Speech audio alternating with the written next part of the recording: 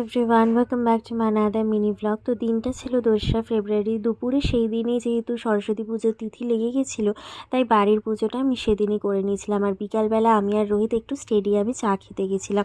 অনেক দিনই প্রায় যাওয়া হয় না ব্যস্ততার কারণে। তারপরে সোজা চলে গিয়েছিলাম মামুনিদের ফ্ল্যাটে। সেদিন ওখানে আমাদের ডেকোরেশনের কাজ শুরু হয়ে গেছিলো, মানে প্রস্তুতি পর্ব তুঙ্গে বলতে পারো।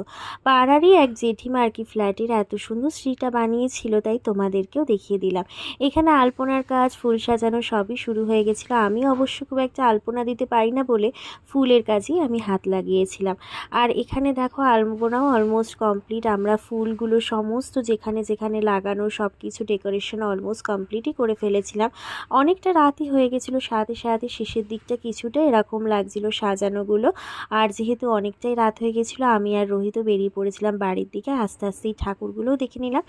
ভিডিওটা ভালো লাগলে চ্যানেলটা সাবস্ক্রাইব করে লাইক করো।